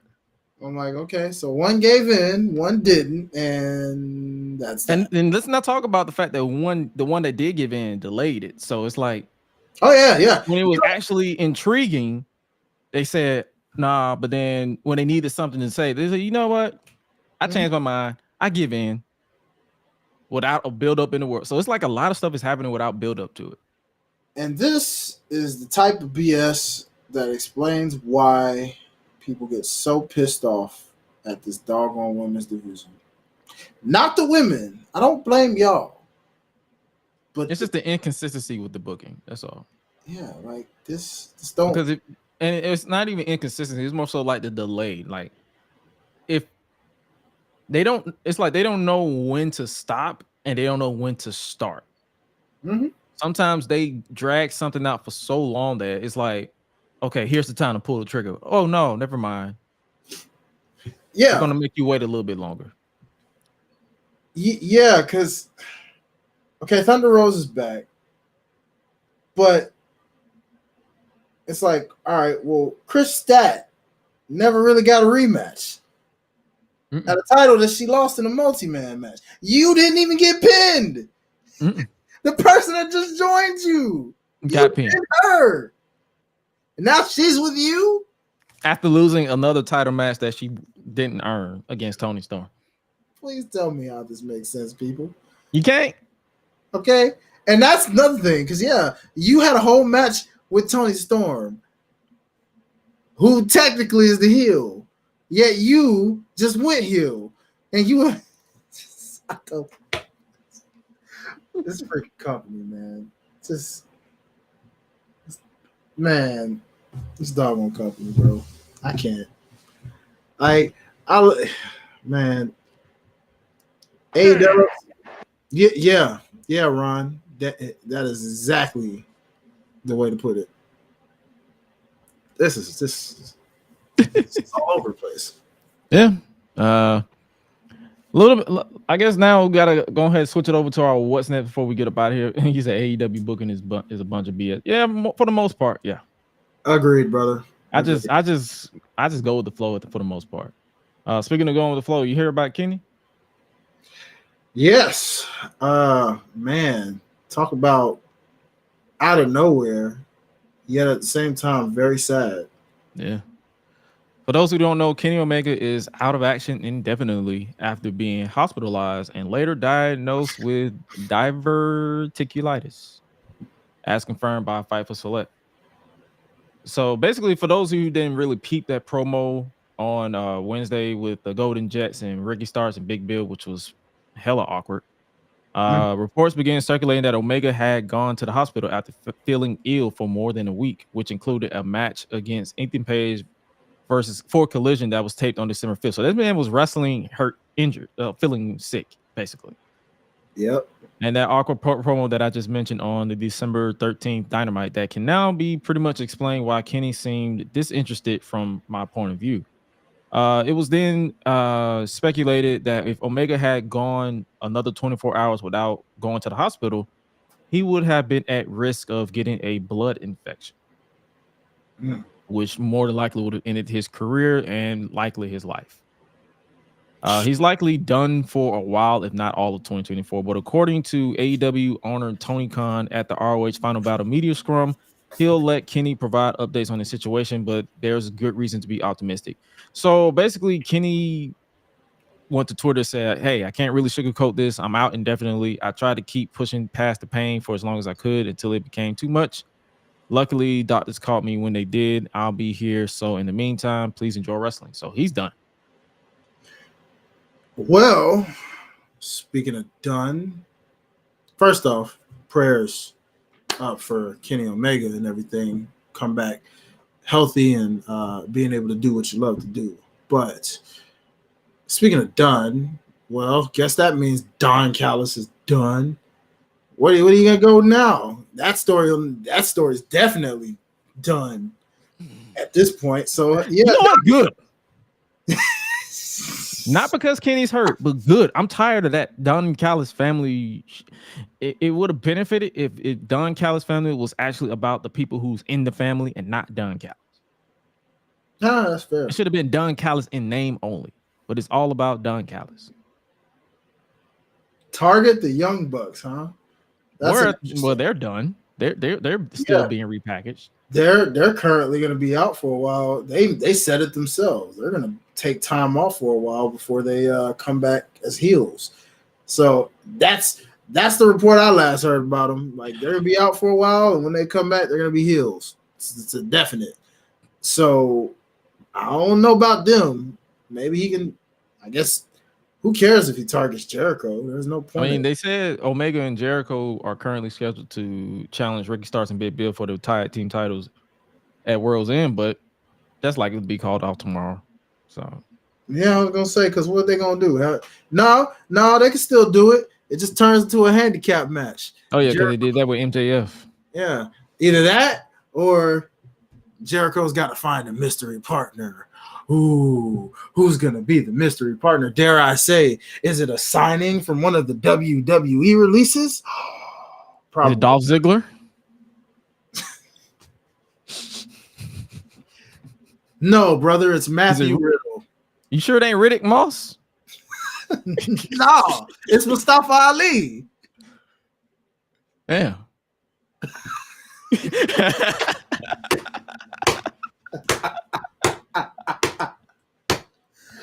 Oh God. Oh boy. Or a Jericho reunion, as Deshaun just suggested. So we're gonna have Big Show hobbling out there. Why are y'all trying to do this man's hip like this? Stop. Let that man have what's left of his hip. Y'all want this man to just die, don't you? Don't do the Big Show like that. Don't do Paul like that. I mean, it's for the love of the game. Well, rest in peace to whatever was left of that hip, if that's the case. Jesus. But yeah, we want to wish Kenny Omega a speedy recovery. Well, not a speedy recovery, a healthy recovery. Like, don't rush it. Like, take your time. Recover. Wasn't this the same thing that Brock had that almost took him out? I do believe so. And that's Brock Lesnar we talking about. Yeah. All due respect to Kenny, you ain't Brock, bro. He a different level of beast. So that that if that's what he has, definitely best of luck to you, brother, because that darn near almost took Brock out. Like out. Like that man was done. Yeah. So we'll see. Yeah, we'll see. Last thing before we get up out of here, let's talk about who's next to challenge Roman Reigns for the Undisputed Championship, because you mentioned AJ Styles earlier. AJ Styles is officially back on SmackDown after looking yoked. They both juiced out of their minds. Yeah, this man, that's the best AJ Styles look wise I've seen since his TNA days, boy. That man came back in his evil ways gimmick. Yeah, bro. Yeah, he ready to F some stuff up. Pause. What's your thoughts on this? On them coming back with this? I'm getting Lone Wolf vibes, baby. I think my Lone Wolf Styles is coming back. And if that's the case, watch out, people. Watch out. Yeah, because he didn't come out dressed in the OC gear. Nah, He came out in all black.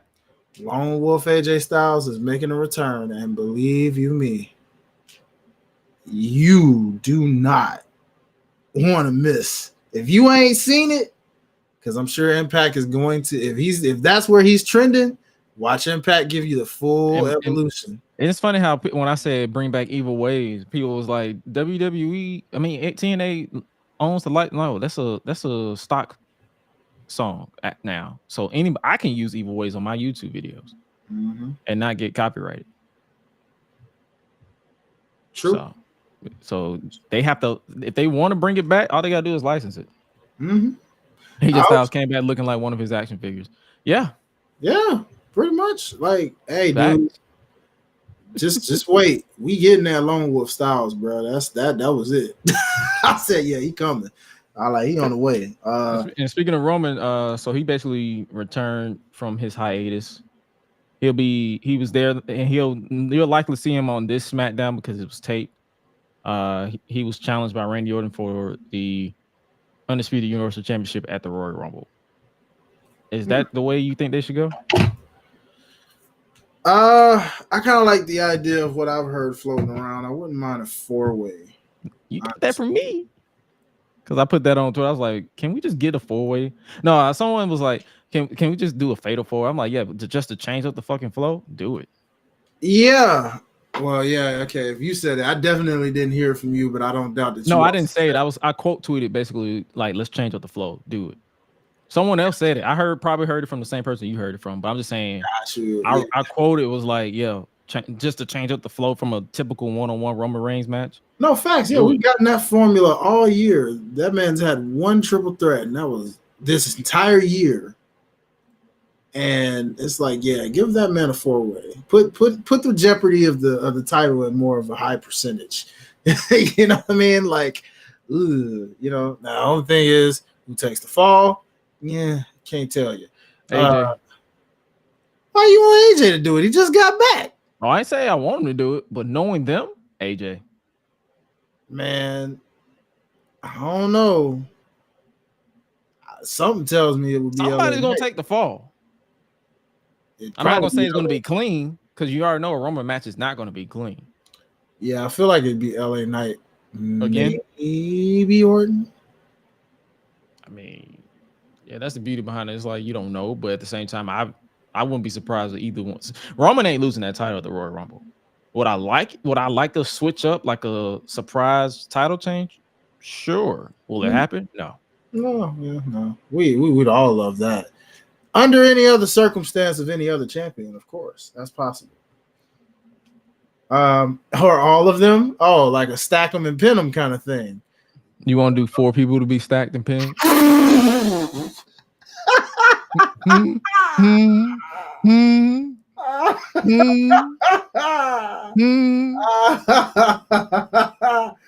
I mean, I guess he'd bring it back, you know, get old smash them, stack them, and pin them again, you know. And rub it down and start it all over again.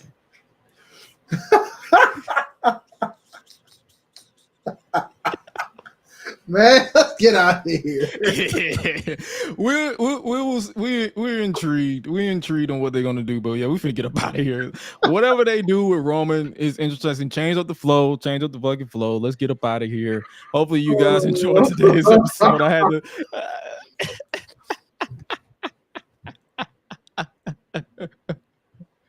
stacking and pinning 4 people is nasty work.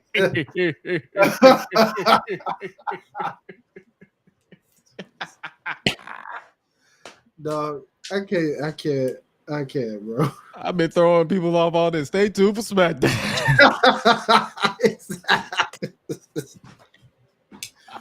Exactly. Yeah. So, shout out to Deshaun for being our extended producer and assist with that one. Yes. Until next time. Until next time, ladies and gentlemen, hopefully you guys enjoyed today's episode of the GRESH UNLEASHED podcast. Make sure you guys peep here next week. It'll be tape delay, but it will still go down the end of the year awards, or we'll be naming Superstar of the Year, Faction of the Year. You vote over at www.gressunleashed.com. Make sure you guys cast your votes because the voting closed literally at 12 p.m. today because it's technically Wednesday. So hopefully you guys get your votes in the official end of the year awards. Part 1 will go down next Tuesday right here on the GRESH UNLEASHED podcast, December 26th, and it will continue over on the Lights of Botch podcast. So you guys can actually see how we do it. Something fun, something light. It's always fun to bring this back. And where can they find you on social media, my boy? Yes, sir. You already know, man. Y'all see it right there on the scroll. Follow your boy at Highlight Life, HILITE Life. Or you can go ahead and follow us at the Life's of Botch podcast, where we record and bring stuff to you every chance we get. All things Life's of Botch podcast, and of course the platform behind that platform and everything OTS Media Co. Appreciate you. Yes, sir. And before I give out my info, let's go ahead and give our song of the week for this week. Before we get up out of here, I got mine on deck. I hit the randomize this week, and it landed on "Hypnotized" by the Notorious B.I.G. So that's the guy I'm going with today. That's the flow I've been feeling myself. So let's go with it. A little something better than last week because last week's song was low-key depressing. So yeah, let's go ahead and switch it up a little bit. Notorious B.I.G. is my song of the week. Who you got, my boy? Okay, so I'm gonna go with my boy Scarface and Tupac with Smile. Heard that when I was driving through and riding. You know, it was a nice little rainy night in Georgia. Had that song randomly come to my head and just played it. And I was like, oh yeah, this is a vibe. You know, I just kept playing it over and over. So Scarface, Smile. That's your boy.